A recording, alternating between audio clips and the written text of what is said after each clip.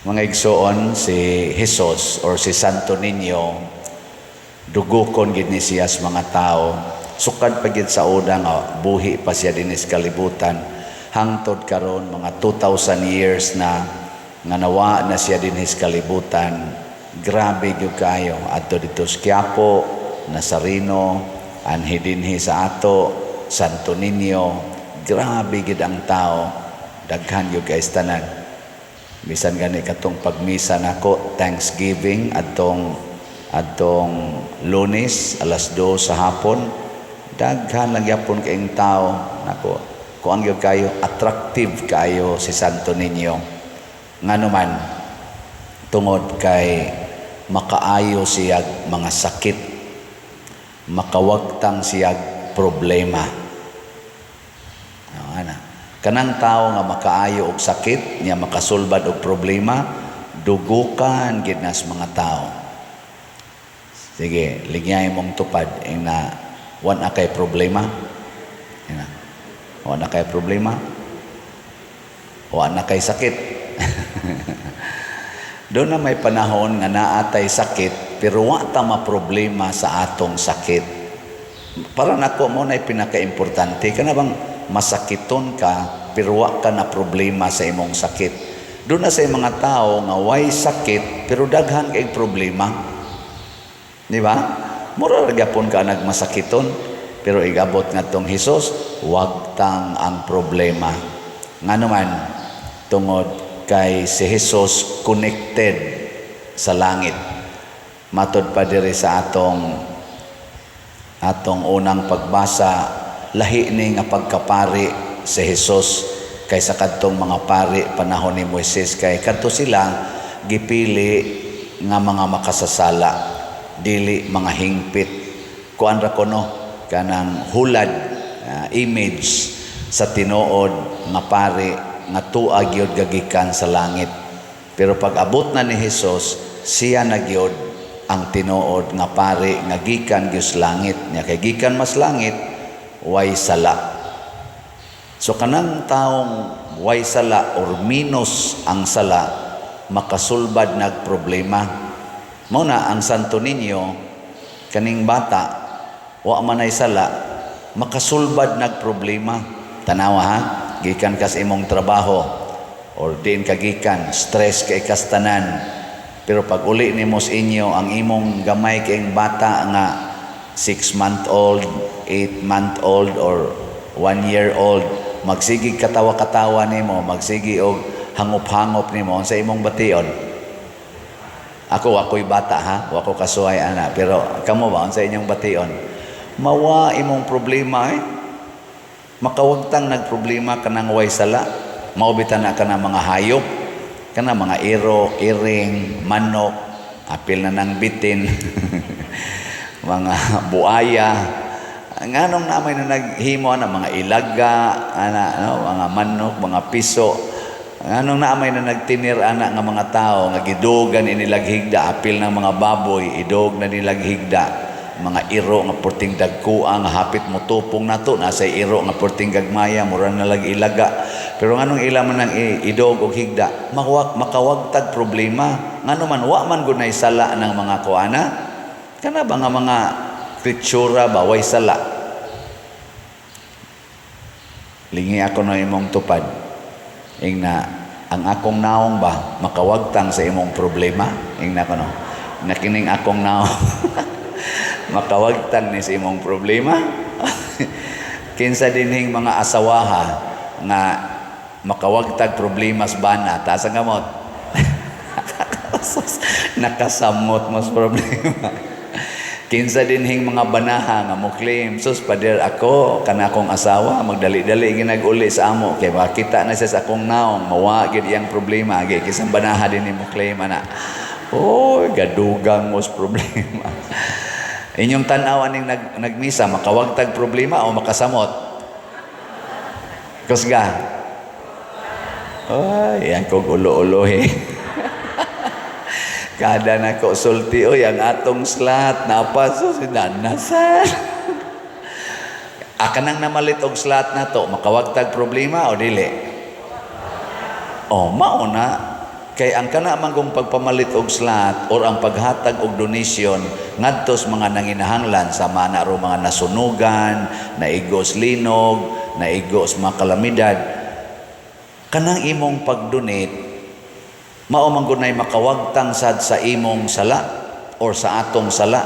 Kana bang atong pagpalit og slot pananglitan makawagtang nagsala nganuman ang sala nga nawa diha kanang kadawo.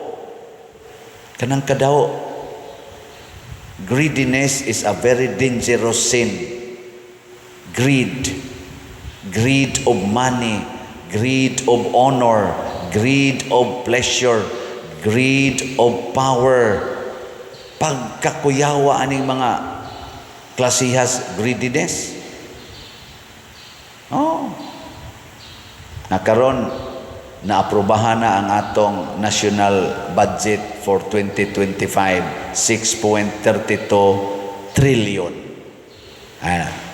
Hangtod karon og mutan-aw ta sa social media, pagkagubuta pa gyud. Gubot. Wa magkasinabot ang dihas kongreso, ang naa sa senado ug ang naa sa executive department. Wa magkasinabot na ay pipila nga nireklamo nga ang gipirmahan kunos mga baycam para ma-final, ma-produce nila ang okay ba na unsa na ilang mga termino na ay gaab, unsa na gab na say gagubot. Gagubot lang sila, no? Ang kana kunong GAB, General Appropriation Bill, mao man tingali na ang resulta nga nipirma na ang katong bicameral committee, na kanang mga appropriation committee o other kanang personality sa House of Representatives o sa Senate, nag-abot sila to finalize nga ilang gipirmahan sa Monetary General Appropriation Bill. Himuan dayon na og General Appropriation Act or GAA nga mao'y pirmahan sa presidente nga mahimo na siyang balaod nga final budget for this year. Sus karon kay naa may usa ka congressman kuno na na sa atong social media. Ako lang i-translate din kay mao lagi na lagi kaning greed ba nga ning sulti man nga ang iyang nadawat nga kopya gikan sa bicameral kanang committee pasabot final na to nga document daghan blanco na ay budget nga gingahan pero ang amount blanco. Pila to ilang gi-identify 13 kabuok murag 13 or sobras 13 nga kon tan-aw nimo kana lang usa ka buok blanco kuno lisod na kaayo na siya nga pirmahan nimo mo pirma kag blanco mura ra bag ikay CEO sa imong kompanya pirma ka og blank check unya imong gihatag sa imong treasurer bisag unsa lay amount ibutang sa treasurer ato kwaon to niya ang sobra pirma man kag blanco og maoy nahitabo nakaron pag abot dito sa GAA pirmado naman tan-aw sana na may numero ang tanan. Ang question karon kinsa may nagbutang og numero adtong mga blanco nya proven man jud kuno na nga naay blanco atong iampo no nga kini bitang ingon aning klasiha sa kaning sitwasyon gitawag ra gina nato sa term sa accounting og lack of transparency. Kana bang transparency? Unsa man ang transparency sa Binisaya? Dayag, makita. Makita sa tanang mga mata. Dayag ba transparent? Naman sa gitawag og opik. Unsa man ang opik? Masango imong mata, di ka kakita. Pwede ka mutago dito sa luyo kay di ka makita, pero ang transparent kanang bildo nga transparent, di ka makatago kay makita ka. Kamong mga asawa, transparent ba mo sa inyong bana?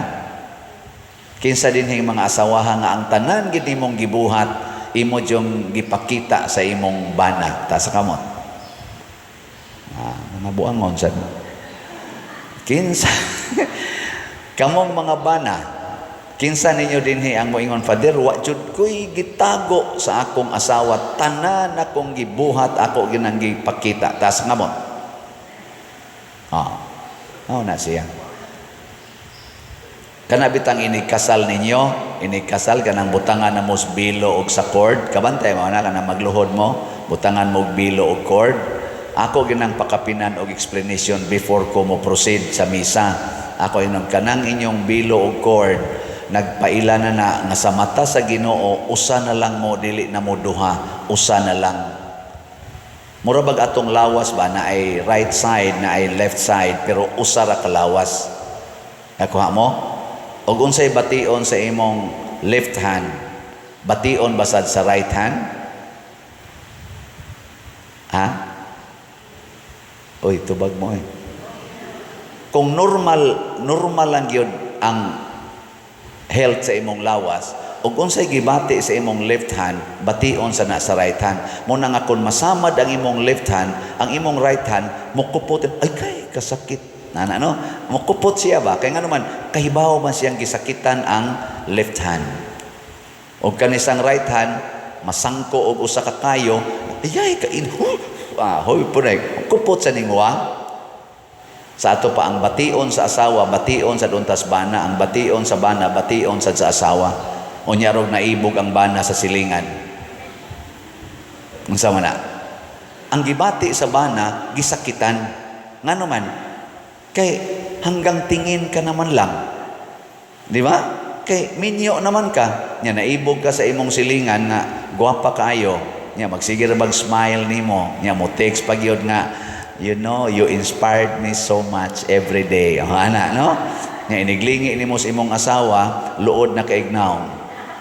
Nakaron, unsaon man aron bation sa imong asawa ang imong gibati sa imong silingan, ikaw ba na isulti sa imong asawa?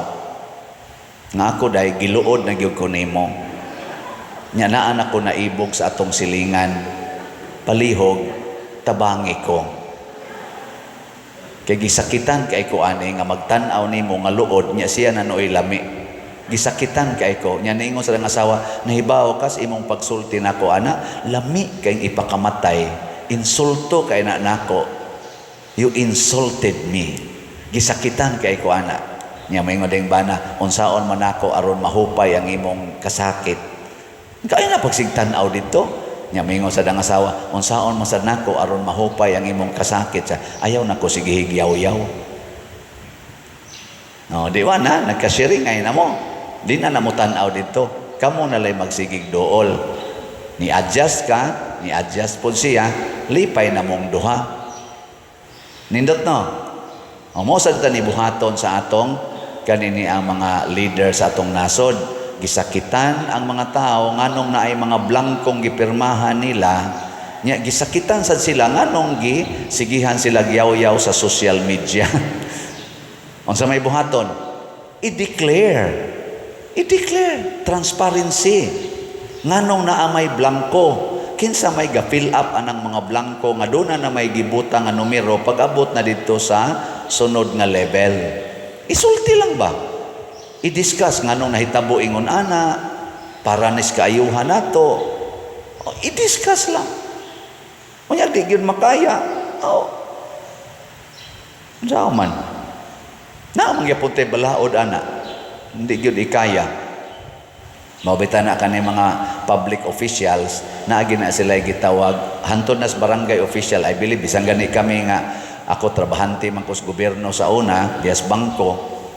Naagid mi anang gitawag og salin, no? Ano bang mo pirma, mo declare ka ba sa imong assets and liabilities after sa tuig man ano kada tuig? Mo buto na salin. Awa mo kasuway. Kana sila gi-require na sila for transparency sake kay para ma-check unsay imong lifestyle. Nganong sa una gamay ramang kagbalay nganong karon after 2 years nga naglingkod ka sa gobyerno, mansions, dili lang mansion ha, mansions naman ang imong gipuy-an. Ana.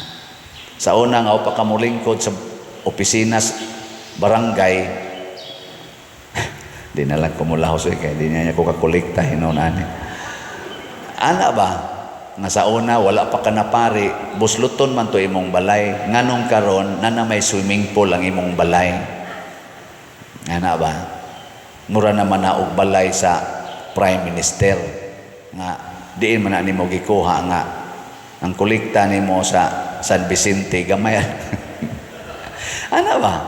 I-declare transparency. Ang pagka-transparent nato, musulbad nagproblema. Mausa na moayo og mga sakit og mga kasakit. Hinaut-unta ang atong pagnubina ni Santo Niño. Mahimo untang tuburan nga sama sa usa ka bata, transparent unta ta. Dili unta ta magpadala niining tentasyon sa pagpakasala labi na gining pagpamakak ug ang pagtago sa kamatuoran. Nahiling niya imong tupad, last na lang lingi. Yung na sugod karon. Yung na ba? Na sugod karon, din ako magsinina. Ako na diyong ipakita ang tanan. Ay, pag sinina sa luod kay katanawon. Kuan lang ba ka nang, di na ka mamakak. Di na ta mamakak ha? Naaba mo dihay 100? Tubag. Kusga. Mopalit mo slot. Dili. Okay, sulti lang ko ang tinanong. Dili. Ni ako'y 100, di ko ni ipalit og slot. Aron klaros Ginoo. Kay kanang naay 100, palit mo og ay ako din ni i-challenge ninyo first day Marus Novena. Hasta mo mga online parishioners. Challenge. Mopalit og slot sa atong Santo Niño's Healing Gifts. 1 slot every day hangtod matapos ang novena. Ana ha? 1 slot every day. 100 na siya. Atong swayag o challenge ang atong self. Makapalit ba kog 1 slot every day hangtod matapos ang novena. Ana. Sige, testing eh. Now na to kung sa resulta inig katapos ang novena. Luspad na kay kagnaw.